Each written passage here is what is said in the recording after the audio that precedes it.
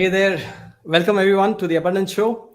Today we have a very interesting guest, Mr. Ramaswamy Krishnan, Ramas for short. He is a growth implementer to owner managed businesses. For short, it is OMB, owner managed businesses. So Aspire Infinite and the Alternative Board India are the growth partners to OMBs. Aspire works with SMEs to deliver significant growth through excellence in operational planning, while TAB, that is the Alternative Board, works with owners to align their business with their personal vision of growth. Very interesting stuff that they do here, okay? So Ramas and his team bring in specific expertise and tools for SMEs to plan their operations more efficiently, yielding more throughput and profitability from existing infrastructure and resources. Their strength is that they guarantee business results through a mix of coaching, systems, and change management. Recently, Ramas has partnered with the Alternative Board, TAB, the global #1 in business coaching for SMEs in India and for India. With their presence in 20 plus countries, TAB offers owner advisory and peer-to-peer boards. It's a very interesting thing that they're doing, okay? When I got to know about this, something which I've never heard in the past, which ensures collective wisdom and sustained accountability to their vision and performance. With over 250 plus customers across manufacturing, projects, retail, and services, some of their core industry segments include engineering, pharma, machine tools, electrical and electronics, services, retail, and distribution. Most importantly, they help develop and equip the next level team to manage day-to-day operations, allowing owners to focus on the long term. Aspire takes ownership for results and link a significant portion of their fees to the results and work on principles of simplicity, mutual trust, and win-win. So without further ado, let me get the man himself onto the screen. Welcome, Ramas. Hey. Welcome to the show. Hi, Satish. Thank you very much for having me here, and it's a great pleasure. Good to see you. Good to see you. So let me begin by asking you this. What are you, what has been your background? So where are you from, and what is your family and education background, Ramaswamy? Tell me that. Sure. Yeah. Satish, again, thanks, and glad for the introduction that you gave, and kind of a dramatic entry into this. Right? It does make feel one special. So really, thank you for it.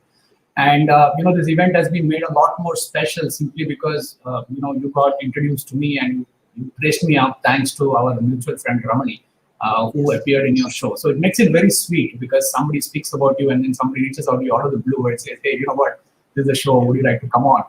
So genuinely, it makes me feel very proud and very happy about knowing you, and of course, knowing Ramani, who's played a significant part in our stories. And on the eve of Dussehra, I'm sure it's challenging times for all of us, and I wish all the people who are here to a very happy occasion on the eve of Dussehra, and pray that we all come out of it together and happy. I think just about me. Fundamentally, I'm a Mumbaiker. Okay, my last name suggests Ramaswamy Krishnan, and my so the first name is Ramaswamy, which got truncated into Ramas because for a Mumbaiker, handling Ramaswamy is pretty big. So it's been Ramas Krishnan for a while. I've been a Mumbaiker for 4 generations. So my children are the 4th generation in Mumbai. My wife Lakshmi is my business partner and handles finance in our group companies. And she's also a Tanjore painting artist. So she does workshops in Tanjore painting using gold foil and precious stones. And she trains people also on Tanjore painting and sort of creates those things for them. And it's a great idea. Where she collaborates with them. Yeah, it's pretty good. Backbreaking work, but very fulfilling end of the day. So, and then apart from working with me in my company. I have 2 sons. The elder one is Krishnan, the younger one is Vishwesh. As we speak, both of them have just sort of left to the US for their further education. So Lakshmi and I are sort of now living in a big house, with the children just having gone off to the US. One of them pursuing their masters and the other pursuing their undergrad. So that's my family. And personally, I'm a production engineer and an MBA in operations management from University of Mumbai. Subsequently, I had a stint in London, right? I was based in the UK. So that's when I got this itch and I pursued my executive program in marketing management from London Business School. And it just was wonderful, kind of taking off and sort of doing this with a global audience. And then once again, I got a brilliant opportunity to be part of Goldratt schools. I've been a TOC buff for life, theory of constraints, right? And ever since I read the book, The Goal. So I just happened to, get an opportunity to be headhunted for Siemens Management Consulting to head their supply chain practice, and got to be part of a global program to be trained by Goldratt schools on as a TOC expert. So that's pretty much my background and my qualifications go.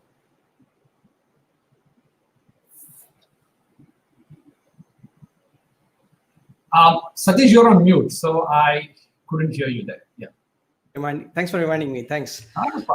So Ramas, tell me, what has been your corporate experience like that has shaped your career and passion in consulting? And if you could elaborate on your interesting journey throughout your corporate career. Yeah, absolutely. No, interesting for sure, right? If I were to sort of draw a thread into what I like doing and what shaped my career, I think it would be structure and planning. Those are the two things I really enjoy, I like. And pretty much I would say that I've followed that thread, and I have, using my best intuition and gut feel, I have followed the options that showed my way as I went along with this. Right? And luckily I found alignment. I've really found an alignment and growth in this journey.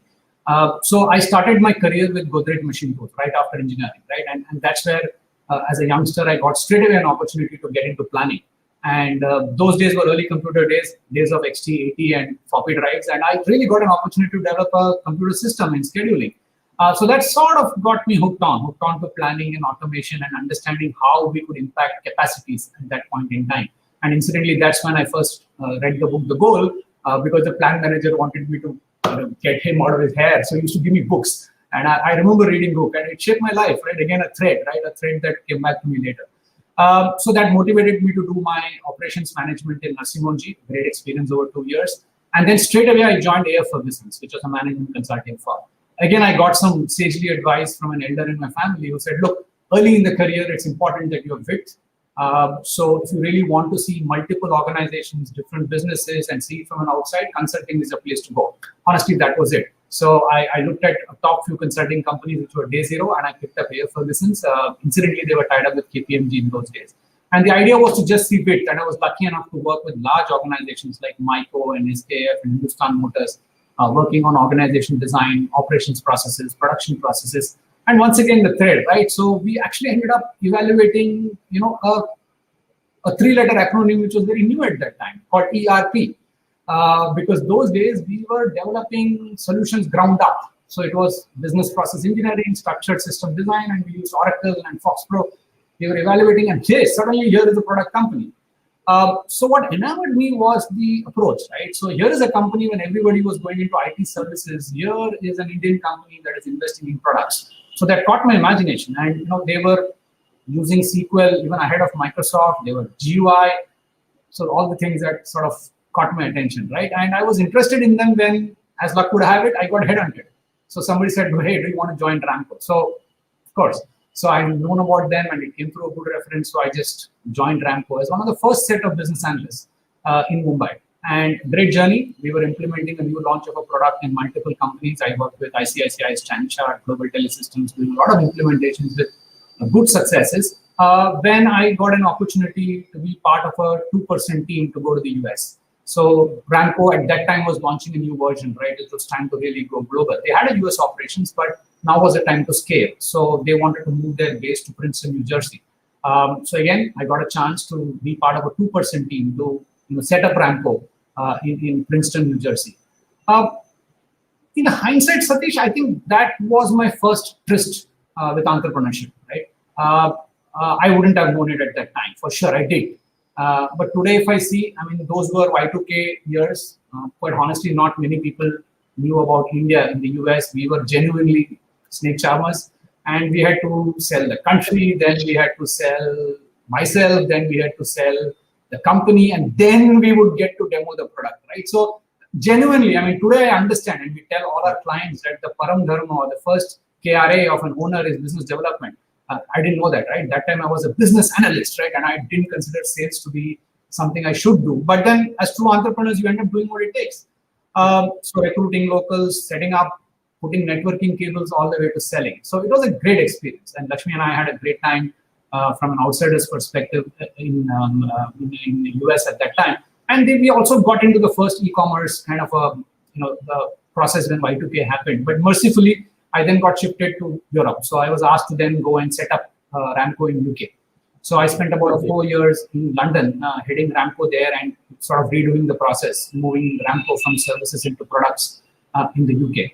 Subsequently, Lakshmi and I decided to get back because our kids were growing up and we had to make a choice, and we definitely wanted to be back here. And that's when, once again, an amazing thing happened. I got a call from my mentor, who has been with me AFF, long-term person I trust, a person I admire, Mr. VVS Money. He was heading Siemens as the head of consulting practice. And he said, hey, Ramesh, I know that you love TOC, and here we are bringing Dr. Eli Goldratt to India. I know the salary is not going to be good, and you've got to go for 6 months into training because you're getting a global team together to be trained by Goldratt schools to get into TOC. Are you prepared to do it? I just said, yes, of course, why not? Imagine at that time getting to be trained by the experts. So I jumped, I got back into my first love, consulting. Again, hindsight, right? It was my first love.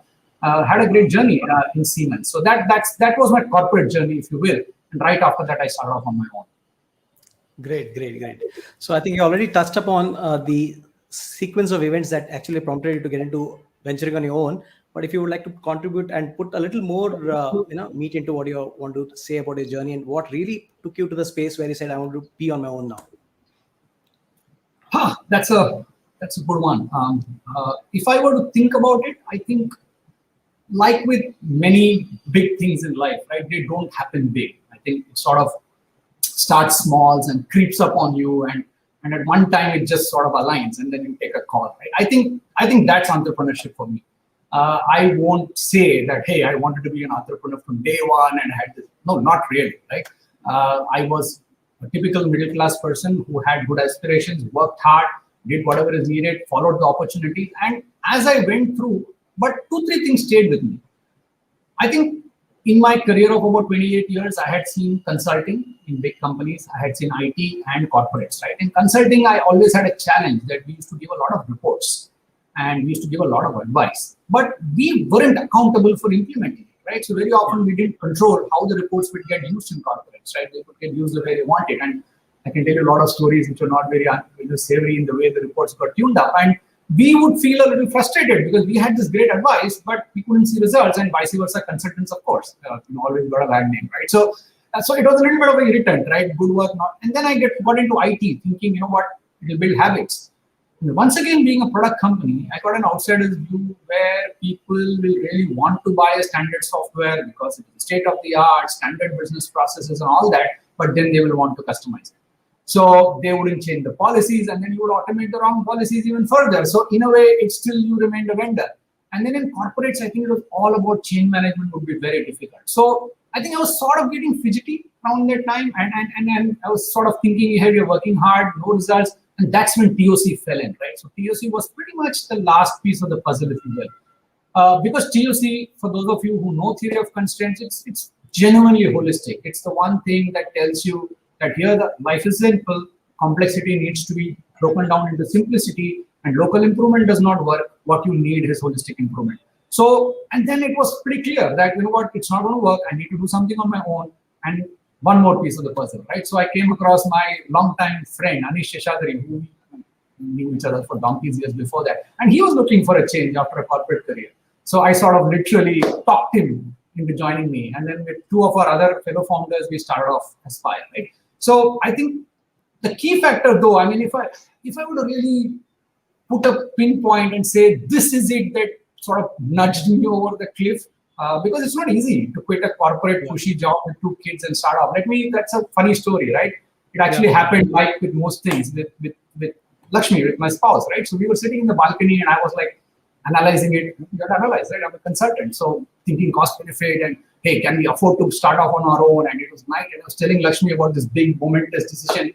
And she said, look, you worked hard all your life, and you're going to continue working hard. At least now you're going to work for yourself. Come on, let's go.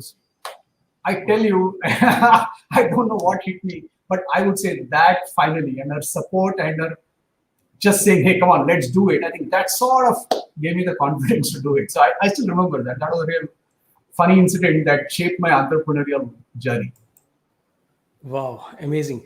I think that family support, that last nudge from the family, does a lot of good things for you, and yeah, that's what you actually needed at that point in time. You look forward to that, and if you get that, it's most welcome. Yeah, good, good.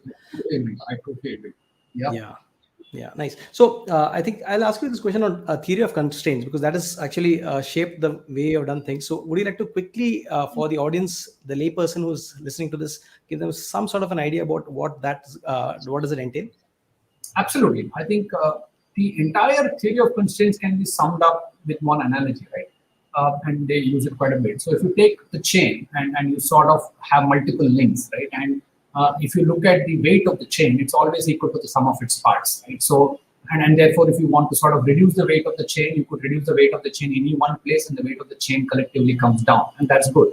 And that's how we usually approach improvements. We approach changes, and we believe cost-cutting measures, profits, any part of the organization, you do something local here, you believe that the collective improvement comes. But anybody who's worked in companies and anybody who's worked in corporates for a while will tell you that's not the case. The sum of the parts is never equal to the whole. The minute it's a people-based system, and we're not talking engineering where you take an engine and put it back. The minute it's a people-based system, the sum of the parts is never equal to the whole. So measuring the weight of the link is pretty much useless. I think what TOC says is the measurements drive the behavior, and what you really need is to look at the strength of the chain. And then the magic starts to happen, right? If you are actually looking at the strength of the chain, then all of a sudden you must be saying that the strength of link 1 plus strength of link 2 plus strength of link 3 is definitely not equal to the strength of the chain. And it is actually the weakest link. So if you actually improve the strength of a wrong link, your chain might actually collapse faster. So quite simply put, you never know what is an improvement unless it really hits your bottom line and a holistic improvement. And for that, you need simplicity. So this principle is at the cornerstone of what TOC does. So theory of constraints, unlike most people, they understand it in manufacturing because of the book, The Goal. But theory of constraints it's a way of thinking, right? It's definitely aligned with a lot of fundamental principles of humanity, and you could apply it in manufacturing, you could apply it in distribution, you could apply it in projects, sales, strategy, wherever it is. So while we don't talk TOC because it's another tool, but a lot of what we do has been influenced by that over a period of time. Nice, very nice, very interesting. So coming to the next question to you is that after 25 years in corporate life, why choose SMEs? Why that segment? It would not have been very easy for you when you started off 12 years ago, right? So why that segment? That's an interesting thing. Definitely, not at all. And I must say that, like with many things, right, it was again a gut feel call, right? If I were to think back and think at when I was thinking at an entrepreneurship, my logic was quite simple. I said, look, after 25 years in corporate life, I had seen organizations work in silos. And I knew that as a startup, a new consultant, I would have had to do pretty much what I would need to do in a corporate, which is to go and do local improvement, try to do process consulting, try to do stuff. And that was the very reasons why I was quitting off. So to my mind, I didn't think as a startup, I would be able to make the large scale impact in the bottom line and team harmony and things like that in large corporates. So pretty good question. Where else can I work? So on a gut feel, I just felt that in a small, medium enterprise, the business owner is spending his or her own money. It's pretty much like the consumer equivalent in B2B, right? And like C.K. Prahlad says, the bottom of the pyramid is huge, and that's very true here as well. So my logic was simple. Here, the owner, while he or she is operating a business, their decision-making and thinking process is quite like what we do in a consumer behavior, right? They go by gut feel, they go by instincts, they're spending their own money. So the decision-making pattern is very, very different. And therefore, most entrepreneurs are itchy to see results. I mean, if you go and tell them, I will give you, like consulting, you say, I'll give you a 9-month engagement plan, I'll give you a project plan, you give me 10 people. You know what? They don't have the patience. They want to see quick results. And honestly, that mirrored our urgency to grow.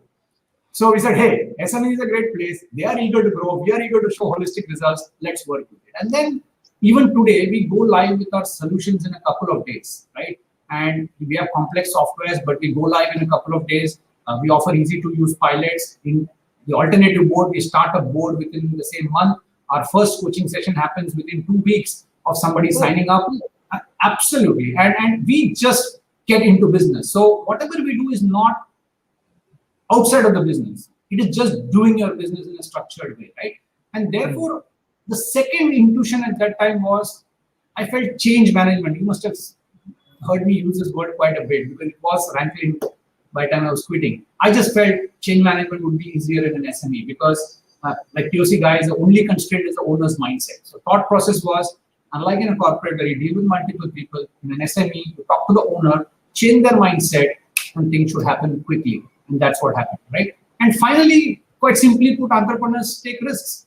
So if they see quality and if they see ROI, and we had worked on a very interesting benefit link model, right? And we knew that a significant portion of our fees we would take towards the end of the engagement. So even in TAB, we do something similar, right? Where we actually reduce, we work monthly, no long-term contracts, benefit fees. So that makes us peers. So we are no longer vendors. We are no longer consultants, right? So these were the broad criteria. And we said, let's do a two. We had read in a management book, right? That the 24 months is what, so we all talked about. And we said 24 months, we'll start with the pilot. But you know what? That became a passion. And today, I think nothing would shift us out of the SME space. The bond that we share, and Ramani's relationship is a case to point, right? 12 years ago. And he's moved on, we moved on, but we remember each other fondly. So I think it's not a bond that can be traded away. And, it extends to the team members as well. So I guess that was a good reason. And we just stuck to it. Wow, that's amazing. I think that bonding that you spoke of is, I think, what makes the consulting and the business that you're in truly worthwhile. It's like an extension of your family. I think you're in the right space and the right timing has been perfect for you. Good. So what is it that you do with Aspire Infinite? Yeah, in fact, let me step back for a bit. If I were to look at Aspire Infinite and TAB, I can't but talk about SMEs, right? I'm just going to lead off from what you just said, right? Being at the right place today. I think a less known fact, and I actually got it, from the CII when we shared a podium recently where National Stock Exchange CII, we were on a shared podium talking about it, and we had the head of South CII saying, is that more than 85% of GDP in India and pretty much 75% in the world comes from SMEs. I always knew SMEs were big, but I didn't imagine the magnitude. And he gave a good example. He said the person who is driving the buses or serving chai for an Infosys is an SME. And it puts things in perspective, right? So 85% of our GDP actually comes from SMEs, within entrepreneurial, and family managed business certainly is going through a transition, right? Unlike security in the past, today people want to educate their children, their daughters and sons are going abroad, and they are now evaluating whether, hey, it makes good sense for me to have this parents' organization in my resume. Will it allow me the freedom to do what I want to do? And therefore, there is a kind of a mutual stress where I think the business needs to know if it has to attract the talent and they need to come back. So we know that this is an interesting period. And if I look at Aspire's journey and then why TAB, I think I can say it in very simple words. I keep repeating this, is that we call it business owners, right? And why business owners? Because I think you can take an owner away from the business for a while, but you can never take the business away from the owner. They sort of go together everywhere, right? Whereas, let me tell you one thing, it is splitting that business and owner that actually generates valuation. Unknown to us, the fact that business and the owner stay together all the while is actually the benefit when we start off. But if I really want to build a business over generations and want to create valuations, right? It's not enough to just crib and say, hey, you know what, here is the startup which is getting a 5,000 crore valuation and here I work for 30. Come on. The point is that that person has an idea, he gets valuation and he or she appoints a CEO on day one, right? That is the struggle. So splitting the business and the owner was very critical. So for us, I look at our two businesses that way. Aspire is for the business. So in Aspire, we focus on the business. We lead with consulting and technology. We are planners and processes. We bring in the policy systems processes, and simply put, our value proposition is clear that we will generate 50 to 60% output from the same infrastructure and the existing teams. Simple. And so we'll get more output from the same capacity so that the owner has time to do the other things. Now, what do you do with the time? So that's how we diversified into TAB. So TAB is for the owner. So TAB brings in, it's a world's #1 franchise for business owner coaching, right? And what we do is we bring in a deep sense of accountability for the owner, because it's quite lonely at the top. And then owners usually are business owners because they don't want a boss, but that's also a limitation. While you don't need a person, you definitely need to be accountable to your goals. So what we do in TAB is we bring in a corporate structure like a board into the SMEs and hold the owners accountable to their own goals. And so their personal and business visions are aligned. So in a way, Aspire is for planning the business and TAB helps plan for the owner. And that's how we sort of led into this business today. I think we are in the west and south of India predominantly. We do want to scale. 12 years, we worked with more than 200 engagements and we worked with more than 3,000 owners. So that's been our kind of a journey thus far. So predominantly you're more focused towards south and west.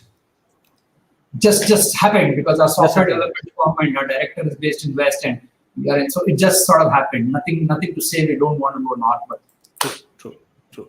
We will eventually for sure, especially in our new journey. Great. So consulting is not very common in family managed businesses and SMEs, right? So what makes you different? That's again another interesting and in-the-face question. So let me say that firstly, I'm the first person to admit that consultants don't have a great name, right? I mean, in any kind of form, right? Unfortunately, especially in SMEs, I think it gets more difficult because people associate consultants with big words, jargons, acronyms, and more importantly, I can assure you, we are never the first consultant in any company. So when you walk in, the employees and the teams actually say, "Oh, one more flavor of the month, right? Boss ne kisi aur ko le aa gaya." I mean, it's sort of boss has got one more consultant. Let's see how far it lasts. So that's usually the starting point, right? But all our engagements have been years together, and today those people are our best friends, including the next level employees. They laugh with us. So what we did, I can answer this question slightly differently, is that we actually did a survey. So at some time we said, look, we need to survey of our clients, and we got neutral persons to actually do the survey. And interestingly, they came up with two reasons why they liked us. The first is they said we not only talk, but we take ownership for results in the real sense of the word. So we actually don't give reports. We don't bill to efforts. We don't bill to time, nothing. We work on a retainer business link model. So we generally take results as our core, and owners get that very easily. The second bit, which I think is equally interesting, is they called us uniquely SME, right? And we had to go back and ask them, hey, what is uniquely SME? And then they realized that you guys talk corporate stuff, but you implement it the SME way, which means we understand what's uniquely SME, the buttons which matter to an SME, because SMEs is not corporate solutions stuck to SMEs. It doesn't work like that. The owner has a unique DNA. There is a local way in terms of cultural sensitivity in which people need to be managed. So if you want to bring results, you've got to sort of take the best working principles, but adapt it here, right? And we felt, by the way, in the survey, we expected that people to talk about the results we bring in and quantitative assessments and stuff. But today I know with owners, we all think from here and less from here, quite honestly, and Indians in general, I would say. And so, you know what, the two biggest outcomes that came were really funny. They said first benefit was that working with Aspire and TAB frees up time for them. So they said, look, we are able to get away from firefighting and we are able to do different things. Somebody wants to vacation, somebody wants to come to work at 11, somebody wants to diversify, doesn't matter, but frees up time. But the second was even more interesting. They said that their teams end up liking us. So they said most consultants come and actually start with the premise that the teams are not good and they expect. But he says, where are we going to go and get better people? Everybody would want to work for a corporate, right? So he says, with you guys, you don't ever ask for a change. In fact, we see magic happening in the existing team. So that takes away a lot of stress. So these were the things that we heard from them. And so I think this is what our clients have told us make us different. And I think that's a better barometer than anything I can tell about why we think we are different. Very nice, very nice. And that's very unique to you, I'm sure, because that part of churn of employees is always a nightmare for any business owner, and you make it very easy for them. Great. So you insist on long-term engagements and benefit-linked models, like you said now. So how does that work for you? Very well, I must say. And to be fair, most people when we started called us fools. And quite honestly, if I were to go by the people who advised us when we got into SME with benefit link model, including some of our clients, they said, boss, you have an aptitude for risk, right? And the reason is because people felt in SME, people won't pay, people will have delayed payments, and they will cheat on the figures. But nothing like that happened. And quite honestly, we've hit pretty much close to 100% of our fees. And I can tell you stirring stories of benefit linked fee in 12 years. So it's been there, and we would not change that for anything. Both with Tab and with Aspire, we have a unique way of pushing towards a subscription engagement model and benefit link fee. So it solves the problem in 3 ways. Okay, let me try and explain this. Firstly, I think it solves the problem for our clients in a very simpler way. Right? It sort of in today's modern jargon, it converts capex to opex. And to be fair, for most people, consulting is an expense. And especially in COVID times, things would be difficult. Whereas I can tell you that our engagements have deepened. We have doubled, and we have never lost a single month's billing in this entire last close to 18 months of engagement. It's simply because of the nature of the work we do, right? So for clients, it minimizes the risk. I will never say eliminates risks. For example, we ask for a pilot and we say after 6 to 8 weeks, they have a call to disengage with us, right? So that's nothing. So an owner understands that if I get ROI, I don't mind paying. So we are able to, and for us, what does it do? While it minimizes the risk for the owner, it gives us a slew of benefits as well. Firstly, it allows us to charge big ticket fees, like our clients would tell you. Right? We do charge big ticket fees, but we charge the fees when the benefits arrive, and we never find an entrepreneur say no to that, right? We never have a challenge with that. So for us, it allows us big ticket fees, but there's a hidden benefit even further than that, which I think is the reason we really like it, is it allows us to be firm with our clients. See, our clients in the SME are trained to be agile, and it's sort of agility is glorified and flexibility is glorified. You know what? I think it's great when it comes to their clients and firefighting, but it's not a virtue when it comes to their own goals and implementation. Whereas we say, look, we are investors, we are not your vendor. So if you don't implement what we say, we are out of here. Right? And that allows us to be firm. And over a period of time, clients actually love this firmness about us.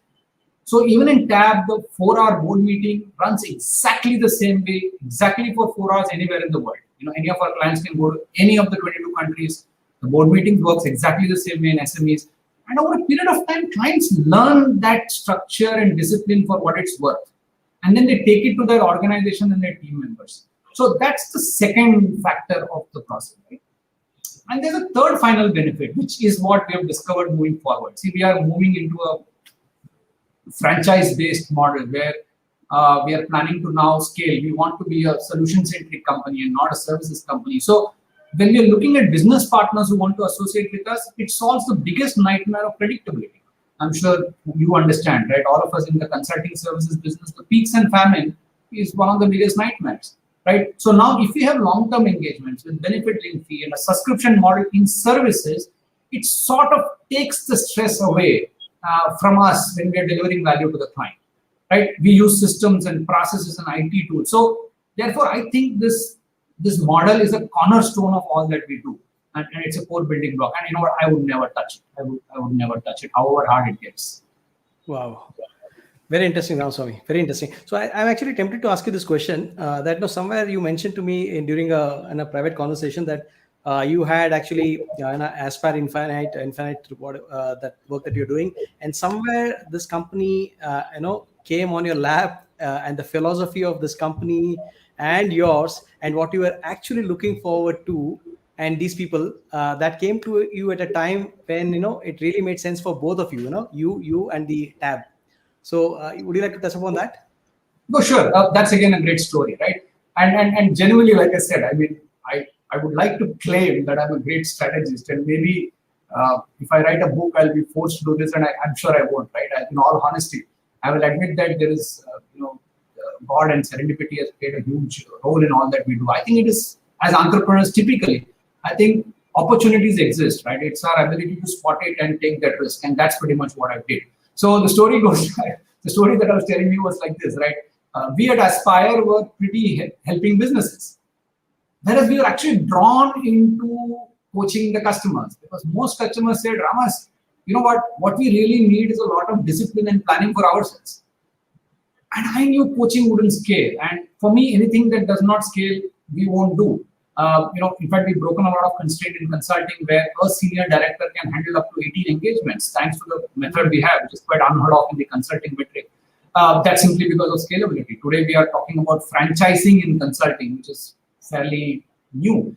So I said, I don't want to do coaching which is not scalable. So that's when I had a rudimentary idea that when I was working with Siemens, when I was working with mainly in Ramco, I used to report to a board as a country head.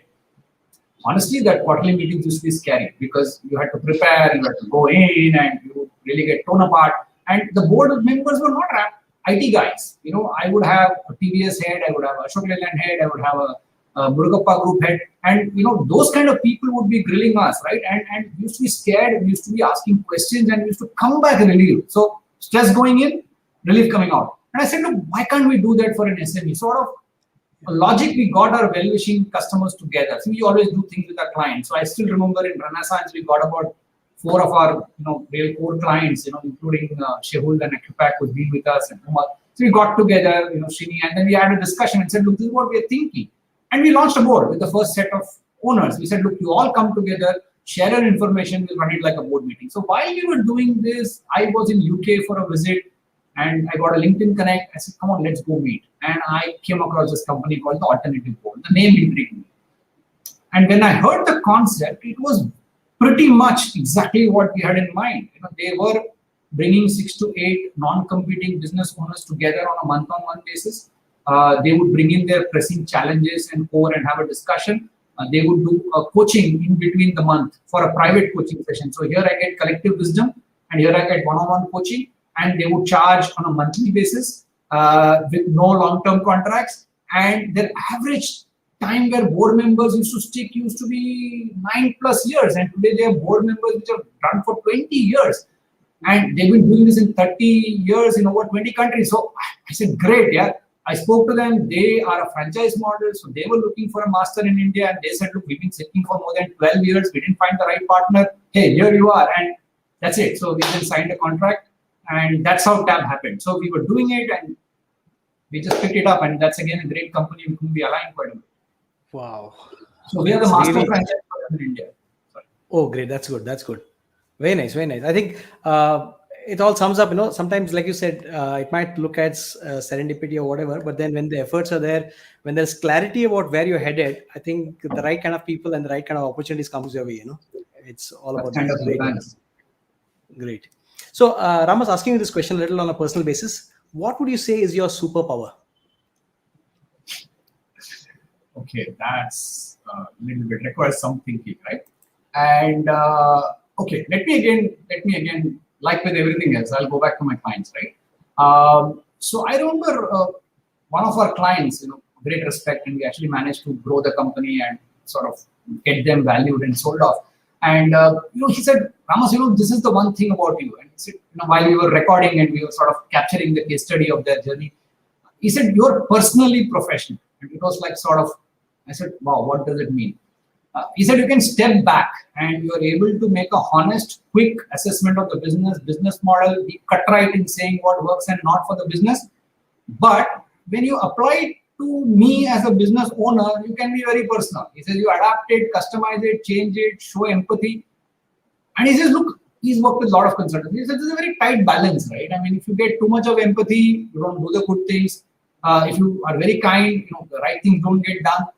But if you're very strict about it, then anyway, nobody will implement it because owners are very quick-witted. They are very smart and they are entrepreneurs. Most of my entrepreneurs are 20 times my net worth, right? I mean, so why would they listen to me?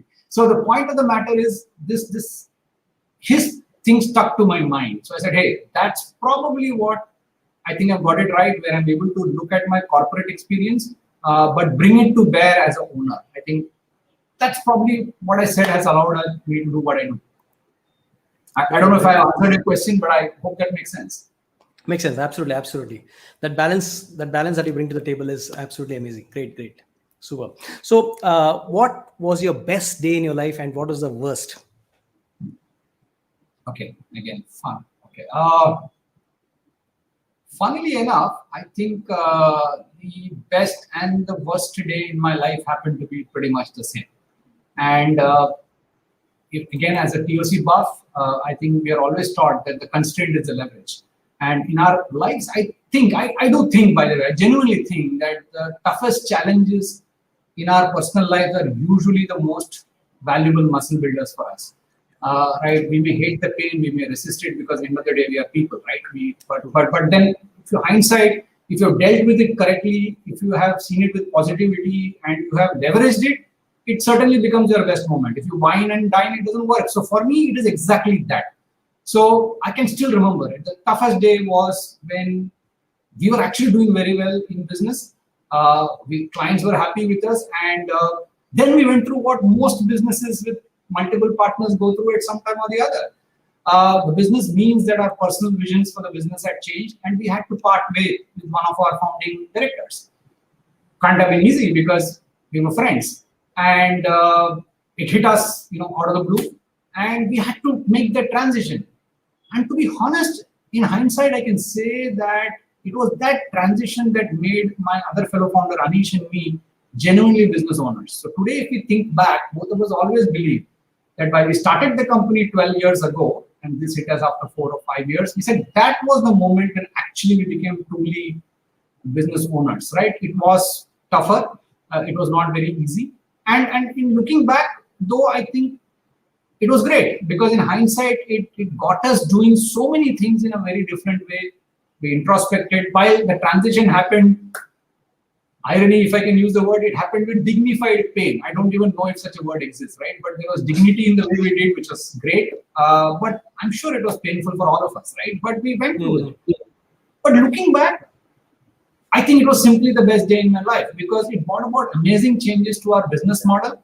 It gave us the kick in the butt that we needed at that time to think very differently. So there are 2-3 things that happened, and I'm very happy. It's a personal question. I'm very happy sharing it because I think as business owners, we all get it, right? We will all get it. Yeah. First and foremost, the biggest change that happened was Lakshmi joined me as my business partner. So my wife, like I said, she nudged me, but this is the time when she formally came in and we actually got a chance to structure our business. And as a family, the mom there but my 2 kids and Lakshmi, the 4 of us actually went through this transition together. So today, our whole family learned about the business. We understand each other. Today, I get a lot of ideas from them, and of course, a lot of criticism as well. But I think me learning to accept that, right, was a huge asset, and I really understood what business is. Simultaneously, Anish and I went through a big transition as well. So we learned to work towards common goals. I think we understood what it means. We understood the tough challenges that it takes. We have reoriented our business in a big way. We have also recognized that we both also may have very different goals for the business, but it doesn't mean we can't get the same thing from the same business. Today, we know how to do that together, and there's a lot of newfound respect in the way we are working together. We also added up to our portfolio. So that was a time when we realized that we got in other senior directors into the business, Ravi, Bharti, but we felt, look, we can't really be person dependent anymore. We had to sort of take it forward, and therefore we signed up with TAP to understand the franchise model. So actually speaking, it's a lot of life-changing experience in the transformation that happened. And today it allows me very differently, right? While I understand the corporate thinking in terms of system, processes, technology, I think this whole cardiac process that we went through allows me to have a lot of empathy as an owner. And the beauty of the SME is I can talk this story to all owners and actually get respect and empathy back from them. It is not weakness, it's actually a strength. And it allows me to be a lot more productive in what I do today, helping business owners make the transformation as a coach. So I think this most definitely was the worst moment, but at that time. But today, I mean, absolutely the best for Lakshmi, me and our family and our directors who are working with me, including Anish. Nice. Very nice. Very nice. Yeah. So any other passion other than work that you pursue on an active basis? I think by now you may have figured out the answer to that is going to be a no, right? And I used to be ashamed about it, not anymore. Okay. honestly, I don't have anything else. Of course, I read quite a lot, but that's as much as most of us. I do listen to music, which is good. Thanks to my kids, I understand fitness rituals, and of course, as any self-respecting Indian, I dabble in spirituality, right? So that's normal. That's nothing great. But other than the only thing I crave for, like all of us, I think family people, we crave for family time. So we take a lot of breaks with our family. We do that quite often, and of course, we discuss business there as well once in a while. But we try to keep it out. But if I get a free moment, you know what? I would rather think on my business. Very nice. Very nice. So, if you were to make a face-to-face frank talk with a 25-year-old Ramaswamy, what would you say to him? I must figure out how you come out with these questions, Satish. I think there is a certain creativity involved in this, right? So, okay, 25-year-old. Okay. Again, I think I would possibly give the same answer to what I give to 25-year-olds that I come across today. I do come across a lot of people. And I think India has always been a brilliant place when it comes to opportunity. And while I know there are lots of things that work for us or don't work for us, and these times things may look very difficult, but I think, and I've said this for many years, even when I lived abroad, I used to tell everybody stoutly that there are three things that work for us: chaos, democracy, and demand. I think if you look at it from that perspective, we have a huge marketplace, we have a huge demand, we have the ability to buy. Secondly, we have democracy. So we may argue, debate, fight, do whatever we want. But end of the day, our electorate may be illiterate. You tell what you want, but they make fantastic choices, right? And our governments respect democracy. And third is important: chaos. Because I think chaos is the one, when coupled with democracy and demand, sort of gives us the opportunity to do what we want. So I think I would look at a 25-year-old Ramas and say, hey, you know what? You did a mistake in starting to be an entrepreneur in your late 40s. That was a big mistake. You should start right now. That's what I would say. Great. Superb. Very nice. I just made a note of that point. Great. Okay, so, sure. Very nice. So, it is 2031, 10 years from now, okay? What are you doing? Okay, finally an easy question. That's very easy. I will do much more of what I'm doing today. Just simply that, but do it in a bigger way. Because if you see the last couple of years, I think we started in a fairly early in the curve in the SME space, right? Not many people are talking SME at that time. Today, we are starting early in the curve when it comes to franchising of a service business in the SME space in India.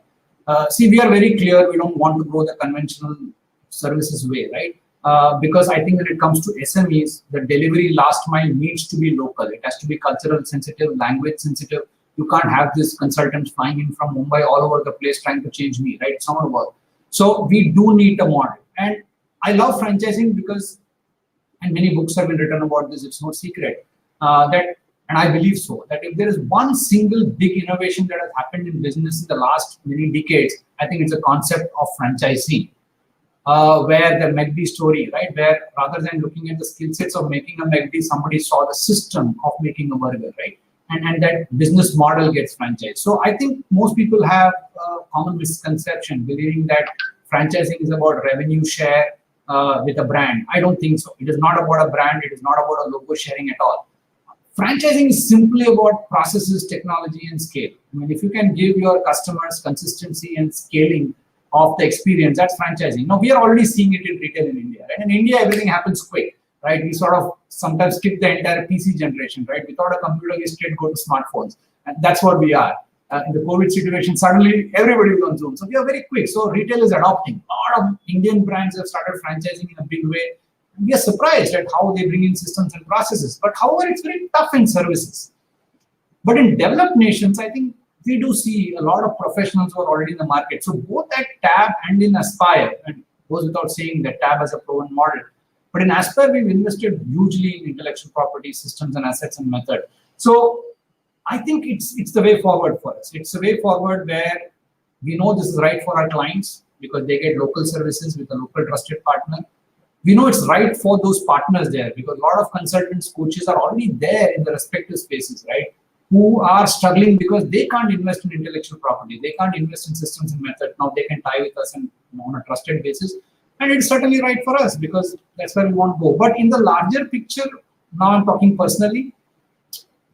Having seen the SME and the lack of mind share that SMEs get in India, it's a pretty different story. I think COVID is the only time where I think SMEs have ever got TV time.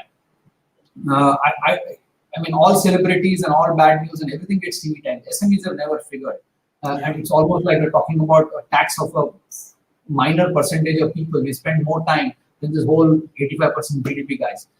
So for me, I think having worked with SMEs, I think if we're able to create a very large ecosystem of owners make phenomenal peers. They show up, they help, they support each other. Once they know that we are business owners, industry, no bar, age, no bar, they really work together. So if we're able to create an ecosystem of owners, of our client partners who are also franchisees or business owners, and us, and we create employment as a consequence, we create collaboration, and we generate personal wealth for entrepreneurs, I personally would find it a fulfilling experience. Now, it's big talk. We're starting the journey. We've achieved a large amount of success thus far, but this franchising is a new thing. We have to see it happen. We are very excited, but that would make me feel pretty good as a whole process. So that's the way I would look at it. Very interesting. I think you're the best person to leverage whatever you've already done and move to the next level. Amazing. So, best as advice that you received, you yourself received from someone regarding business. Oh, many, for sure. We learn, but I love the word productive, right? So let me think about the most productive advice. I think the most productive advice happened to be actually when I was in the tab office in UK, right? And I remember it vividly because they had a cycle, and this gentleman actually kept the cycle on the table. I said, okay. And then he said, you know what, Ramas, can you see two wheels? I said, yeah. And then storyteller, right? So he started off by telling a story. He said, what does a rear wheel do? So I said, yeah, it sort of gives power and drive to the cycle. He said, very good. I mean, I felt good as I gave a magical answer. Then he said, now the tough question. What does the front wheel do? It seemed a stupid question, right? I said, it sort of holds the handlebar.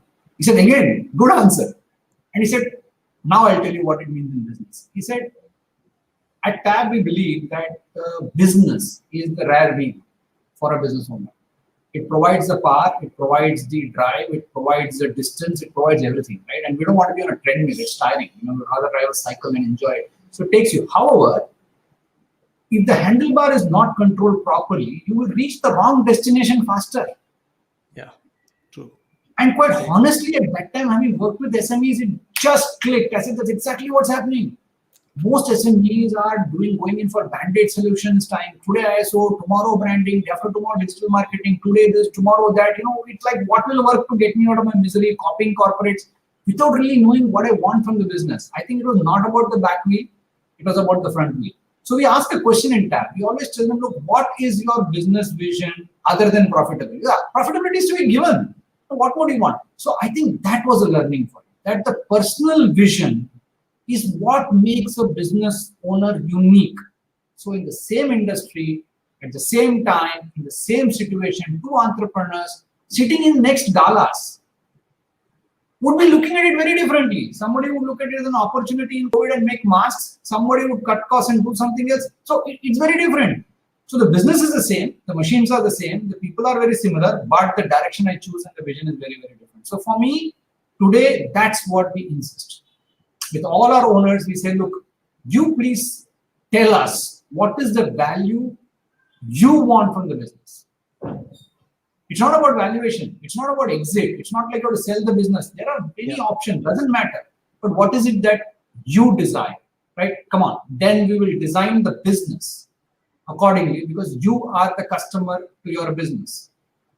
Whom you call your customers today are customers for your product. But you are the customer to your product. Can we design the business to meet your needs? I think that was a great analogy. Something that I really learned quite a bit. Very well said. Very well said. Front wheel and the back wheel. Superb. It stays in your mind also with a lot of clarity. Superb. So, in the end, any inputs, final inputs to or advice you'd like to give to business owners in today's times? Yeah, I think there is something that again, it's almost for me, it's like a repetition, and I don't think I ever tire of repeating it. So let me say that I believe that if you are a business owner, my biggest request is please hold your vision and flex your navigation. I'll again repeat it. Hold your vision and flex your navigation. Let me explain.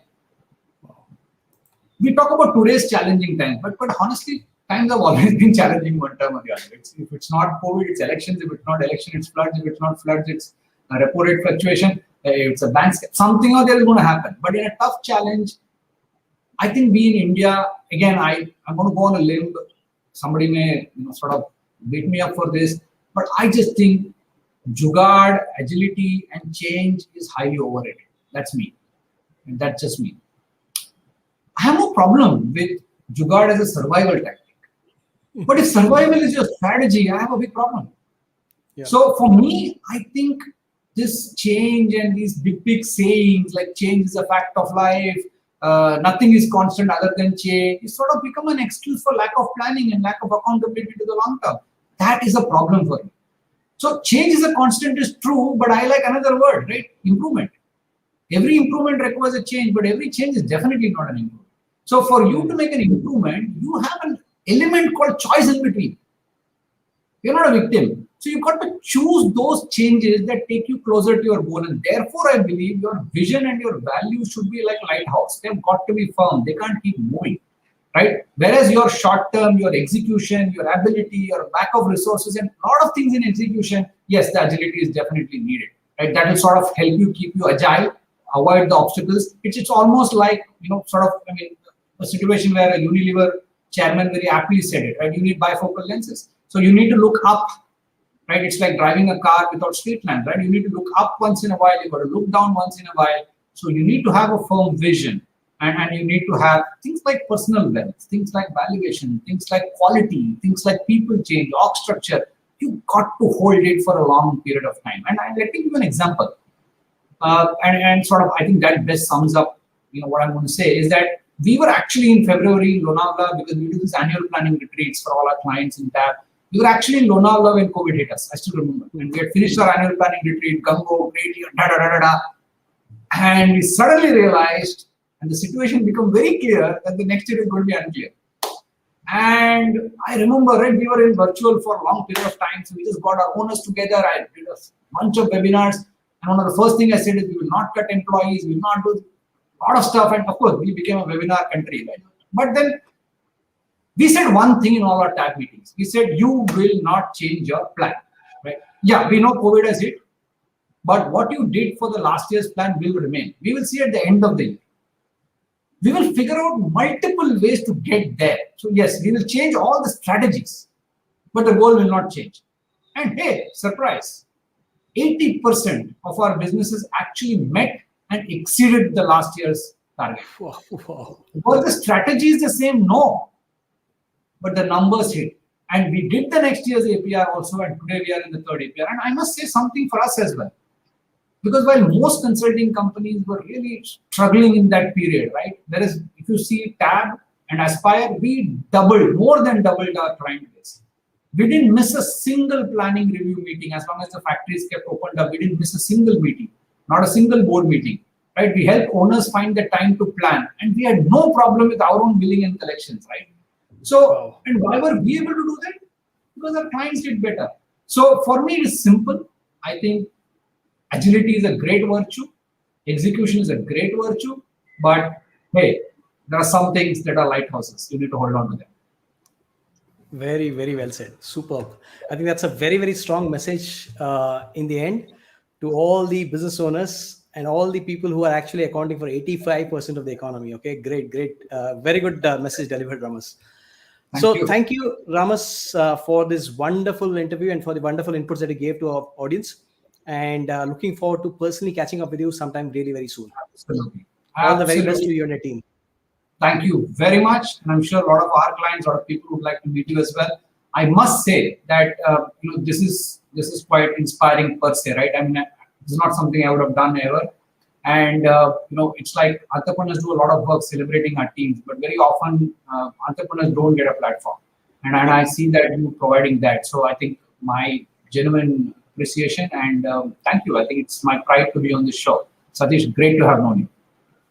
Same here, Ramaswamy. All the best. Talk to you soon. Cheers. Thanks. Yes.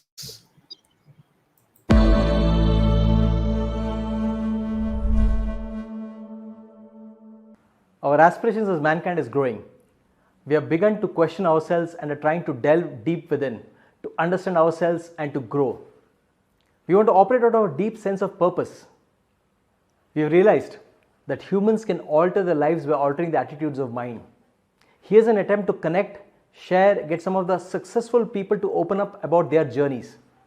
An attempt to delve into their minds, thought process and attitudes, how they think, feel, operate, and what are the habits that make them who they are. In the process, accept ourselves with all our insecurities, vulnerabilities, fear, and work towards transforming ourselves into better versions for today and tomorrow. I am Satish Rao. I am an abundance crusader, vlogger, online and network marketer.